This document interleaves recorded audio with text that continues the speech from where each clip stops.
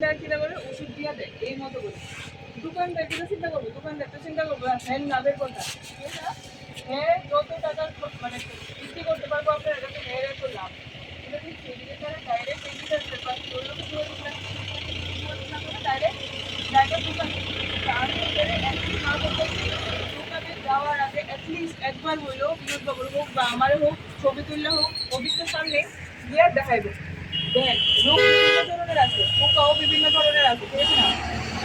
তো কোন রোগের লেগে কি ওষুধ স্পেসিফিক যদি আমরা মাথার থাকে যে কোনটা ছত্রাক জনিত রোগ বা কোনটা ব্যাকটেরিয়া জনিত রোগ, হ্যাঁ বা কোনটা ভাইরাস জনিত রোগ, একটা লিগে আরেকটা যদি আমি দিয়ে দিলাম তাহলে আমার মাটিরও খারাপ করবো এত ওষুধ দিয়ে সেটা, আর দোকানওয়ালার শুধু লাভ হইবো আপনারাও টাকা খরচ, ঠিক আছে?